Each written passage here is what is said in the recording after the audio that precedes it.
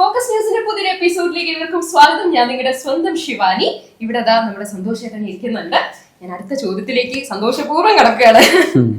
Okay, അങ്ങനെ ചോദിച്ചു വരികയാണെങ്കിൽ ചേട്ടന്റെ ലൈഫിൽ എപ്പോഴെങ്കിലും തോന്നിയിട്ടുണ്ടോ ഞാനൊരു പ്രശസ്തനായിട്ടുള്ള ഒരു സംവിധായകന്റെയോ അല്ലെങ്കിൽ ഒരു നടന്റെയോ അല്ലെങ്കിൽ ഒരു നടിയുടെ മകനായി ജനിച്ചിരുന്നെങ്കിൽ എന്ന് തോന്നിയിട്ടുണ്ടോ? കാരണം ഇന്നത്തെ കാലത്ത് നമ്മൾ കാണുന്നത് നടന്മാരുടെ മക്കള് ആ ഒരു രംഗത്തേക്ക് ഇറങ്ങി വരുന്നു, അതുപോലെ തന്നെ സംവിധായകരുടെ മക്കള് സംവിധാന രംഗത്തേക്ക് ഇറങ്ങി വരികയാണ്. അപ്പൊ കഴിവുള്ള ഒരു പറ്റം മനുഷ്യര് പുറത്ത് അവരുടെ കഴിവുകൾ ആരും അളക്കുന്നില്ല എന്നുള്ള രീതിയിൽ പുറം തള്ളി അവര് പുറത്ത് നിൽക്കുന്നുണ്ട് എന്ന് വിശ്വസിക്കുന്നുണ്ടോ? കഴിവുള്ള ആളുകൾക്ക് കയറാൻ പറ്റുന്നില്ല എന്നുള്ളത് നമ്മൾ കഴിയുന്നത് ഒരു സ്റ്റാറ്റിസ്റ്റിക്സ് വെച്ച് സംസാരിക്കുന്ന ഏറ്റവും നല്ലത്. ഇപ്പോൾ മലയാളത്തിലെ ഏറ്റവും ഫേമസ് ആയിട്ടുള്ള നടന്മാരെടുക്കാം.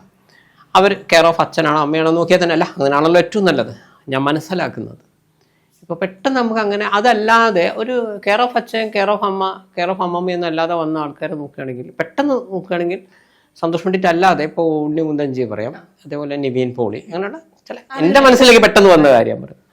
പക്ഷേ മറ്റുള്ള ഭൂരിഭാഗം ആളുകളും ഏതെങ്കിലും രീതിയിൽ ആ രീതിയിൽ വന്നതാണ്. മോളെ ആരുടെ കെയർ ഓഫിൽ വരികയാണെങ്കിൽ നമുക്കൊരു കഴിവ് കൂടി ഉണ്ടെങ്കിൽ നമുക്ക് വരാൻ പറ്റും. പക്ഷേ അവർക്കൊരു സ്റ്റാർട്ടിങ് കിട്ടുന്നു. ഞാൻ പറയുന്നത്, നിങ്ങളിപ്പോൾ ഒരു സാധാരണക്കാരിയുടെ മകളായിട്ടാണ് ജനിക്കുന്നത്, നിങ്ങൾ വളരെ ടാലൻറ്റഡ് ആണ്, പക്ഷെ നിങ്ങൾക്ക് സ്റ്റാർട്ടിങ് കിട്ടുന്നില്ല. അതേസമയം നിങ്ങളിപ്പോൾ ഒരു സംവിധായകൻ്റെ മോളാണ് അല്ലെങ്കിൽ ഒരു പ്രമുഖ നടൻ്റെ മോളാണെങ്കിൽ നിങ്ങൾക്ക് ഒരു കഴിവും ഇല്ലെങ്കിലും ആളുകൾ മോളെ ഒന്ന് അഭിനയിപ്പിച്ചൂടെ, അല്ലെങ്കിൽ മോനെ അഭിനയിപ്പിച്ചൂടെ?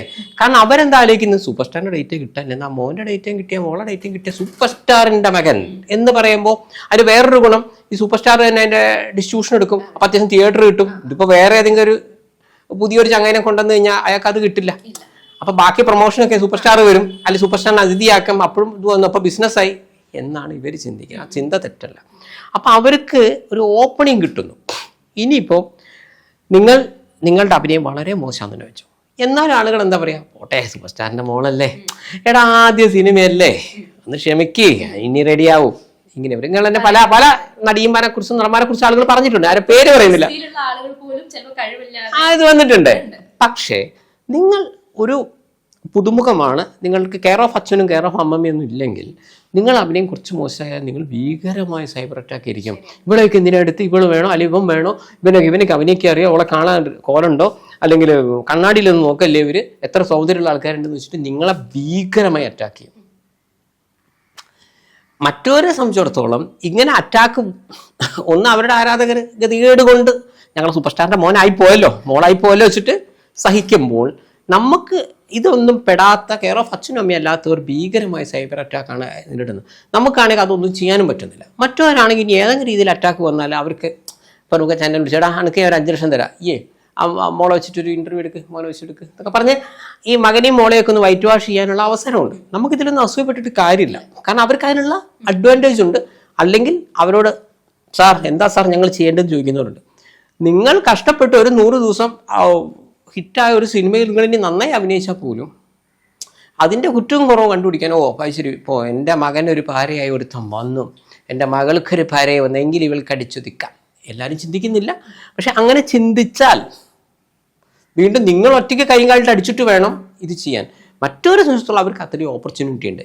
എങ്കിലും ഇങ്ങനെയൊക്കെ ആണെങ്കിലും അവനവന് എന്തെങ്കിലും ഒരു ക്വാളിറ്റി ഉണ്ടെങ്കിൽ മാത്രമേ, അല്ല അത് എത്ര വലിയ സൂപ്പർ സ്റ്റാറിൻ്റെ മോനാന്ന് പറഞ്ഞിട്ട് കാര്യമൊന്നുമില്ല, മോളായിട്ട് എന്തെങ്കിലും ഒരു ക്വാളിറ്റി ഒരു 50% എങ്കിലും ഉണ്ടെങ്കിൽ നിങ്ങൾക്ക് ഡെവലപ്പ് ചെയ്യാൻ പറ്റുള്ളൂ കേട്ടോ, അല്ലാതെ ഒന്നും നമുക്ക് സ്റ്റാർ ആകാൻ പറ്റില്ല.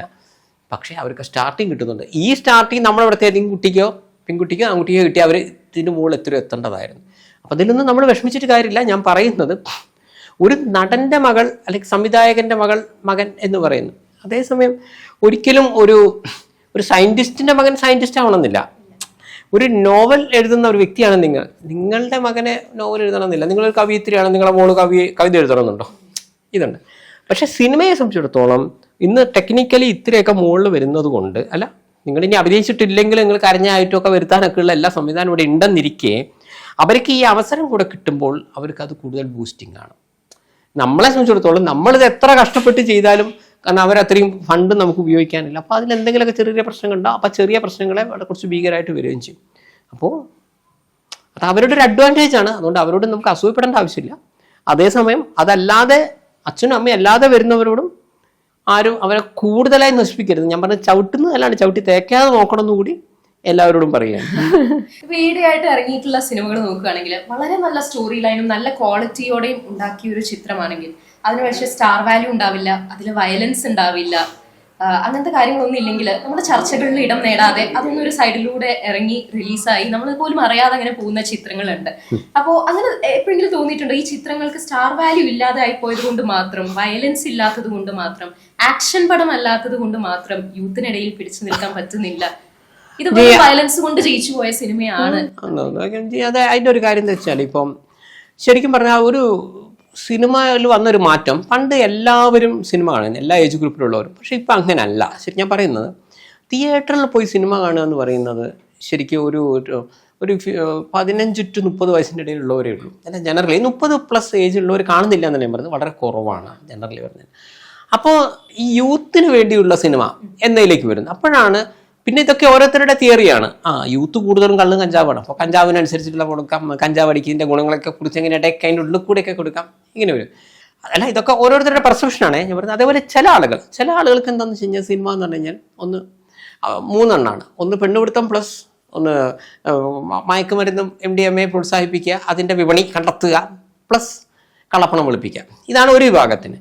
അപ്പോൾ ഇങ്ങനെ വരുന്ന ആളുകൾക്ക് അവർ പ്രാധാന്യം കൊടുക്കുന്ന അതിനായിരിക്കും. അപ്പം ചില ആളുകൾ പറയുമ്പോൾ യൂത്താണ് കേട്ടോ കാണുള്ളൂ, ഇവരൊന്നും കാണൂല എന്ന് വരുമ്പോൾ അവർക്ക് വേണ്ടി ഇവിടെ സിനിമ ക്രിയേറ്റ് ചെയ്യപ്പെടുമ്പോൾ കണ്ടിന്യൂസ്ലി, ഞാൻ എത്രയോ പേര് അങ്ങനെ കണ്ടിട്ടുണ്ട്, ഈ ന്യൂ ജനറേഷൻ സിനിമ കണ്ടിന്യൂസ്ലി കണ്ട പല ആളുകളും ഇനി ആയുസിലൊരു സിനിമ കാണൂല എന്ന് പറഞ്ഞ ആളുകളുണ്ട്.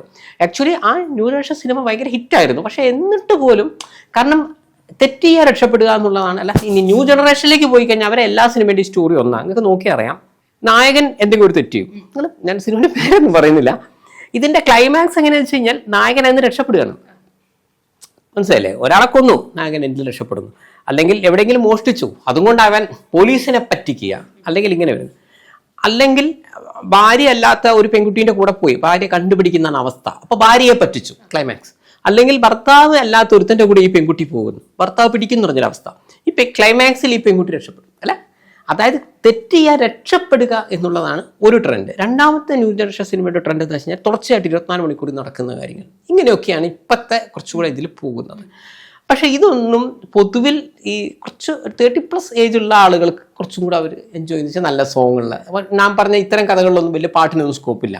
ഇപ്പം 24 മണിക്കൂറിനിടയ്ക്ക് നിങ്ങൾ ഞാനൊരു സ്ഥലത്തേക്ക് പോകുന്നു, അവിടെ ഒരു അല്ലെങ്കിൽ ആക്സിഡൻറ്റ് സംഭവിക്കുന്നു, അവിടെയൊക്കെ എന്തൊക്കെ നമ്മളെങ്ങനെയാണ് ആക്സിഡൻറ്റിൽ നിന്ന് ആളുകൾ രക്ഷിച്ചത്, ഇങ്ങനെയുള്ള സിനിമകളൊക്കെ വരുമ്പോൾ ഇത് ഇവിടെ ഉള്ള ആളുകളെ സംബന്ധിച്ചിടത്തോളം അവർക്ക് സിനിമ എന്ന് പറഞ്ഞാൽ ഒരു എൻ്റർടൈൻമെൻറ്റ് അല്ലെങ്കിൽ അത്യാവശ്യം ഒരു കോമഡി ഇങ്ങനെയൊക്കെ വേണം. പക്ഷേ ഇതൊന്നും ഇപ്പോഴത്തെ സിനിമകൾ വരുന്നില്ല. ഇങ്ങനത്തെ കഥകളിൽ അത് ഉണ്ടാവില്ല. തെറ്റിയാ രക്ഷപ്പെടലാണോ, അതിൻ്റെ ഇടയിൽ കോമഡിക്കൊന്നും സ്കോപ്പില്ല. ഇങ്ങനെ വരുമ്പോൾ എന്താവും, ഞങ്ങൾ ഇത്ര സിനിമ കാണുന്നില്ല എന്നുള്ളൊരു തീരുമാനത്തിലേക്ക് അവരും എത്തും. പക്ഷേ ഇങ്ങനെയാണെങ്കിലും അപ്പോൾ ഞാനും ഇങ്ങനെ പല സ്ഥലങ്ങളിൽ സംസാരിക്കുമ്പോൾ ആൾക്കാർ പറഞ്ഞ്, അല്ല ഇനിയിപ്പോൾ 30+ ആൾക്കാരൊന്നും സിനിമ കാണും കേട്ടോ എന്നാണ്. പക്ഷേ ഈ മാളികപ്പുറം എന്ന് പറഞ്ഞൊരു സിനിമ ഉണ്ണിമുതഞ്ചിയുടെ ആ സിനിമ കാണുമ്പോൾ ഞാൻ അത്ഭുതപ്പെട്ടിട്ടുണ്ട്. ശരിക്കും 60-70 വയസ്സുള്ള ആളുകളൊക്കെ തിയേറ്ററിലുണ്ടായിരുന്നു, നല്ലൊരു ശതമാനം സ്ത്രീകളുണ്ടായിരുന്നു.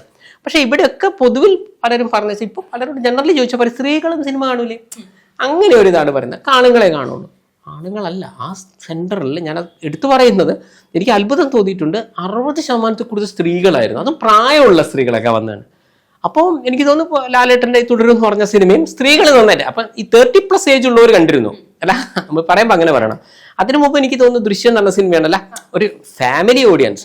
അതായത് ഇപ്പോൾ ഫാമിലി ഓഡിയൻസിനെ കുറിച്ച് അധികം ചിന്തിക്കാതെ ഇങ്ങനെ സിനിമ ചെയ്യുന്നതുകൊണ്ടാണ് ചെയ്യുമ്പോൾ ഇവരൊരു അണ്ടർ എസ്റ്റിമേറ്റ് ചെയ്യുന്നു. അതേസമയം യൂത്തും ഈ സിനിമകളൊക്കെ കണ്ടിട്ടുണ്ട്. പക്ഷേ യൂത്തിന് ഇവർ അണ്ടർ എസ്റ്റിമേറ്റ് ചെയ്യുന്നതെന്ന് എനിക്ക് തോന്നുന്നു. യൂത്തിന് വേണ്ടത് കള്ളും കഞ്ചാവും, തെറ്റിയാ രക്ഷപ്പെടുക എന്ന് പറയുന്ന ഒരു ഇതാണ്. അപ്പോൾ ഇതിൻ്റെ ഒരു വശം എന്താണ്, എങ്ങനെ പോയാലും നമുക്ക് രക്ഷപ്പെടുന്നത് എങ്ങനെ. ഇതിന് മുൻകാലങ്ങളിലും ഇപ്പോൾ പല ക്രൈമും ചെയ്യുന്ന സിനിമകൾ ഉണ്ടായിട്ടുണ്ട്. സിനിമകളുടെ പേര് പറയുന്നില്ല, നായകൻ കൊള്ളക്കാരനൊക്കെ ആയിട്ട്. പക്ഷേ അതിൻ്റെ ക്ലൈമാക്സ് എന്താണ്, നായകൻ അറസ്റ്റ് ചെയ്യപ്പെടുന്നു അല്ലെങ്കിൽ കൊല്ലപ്പെടുന്നു, ഇങ്ങനെയാണ്. ഇപ്പം നായകൻ കൊള്ളക്കാരനാണെങ്കിൽ അവസാനിക്കുന്ന പോലീസിനെ പറ്റിക്കലാണ്. അന്നും കൊലപാതകങ്ങൾ ഉണ്ടായിട്ടുണ്ട്. പക്ഷേ എൻ്റെ ക്ലൈമാക്സിൽ ആ ചെയ്തത് തെറ്റാന്ന് അയാൾ പറയുകയാണ്. ഇവിടെ ഇപ്പോൾ കൊലപാതകം നടന്ന എന്താണ്, ന്യൂ ജനറേഷൻ സിനിമയിൽ പോലീസിനെ എങ്ങനെ പറ്റിക്കാം. ഇത് തെറ്റായ ഒരു മെസ്സേജ് മറ്റുള്ളവർക്ക് കൊടുക്കും എന്ന് ഞാൻ വിശ്വസിക്കുന്നു.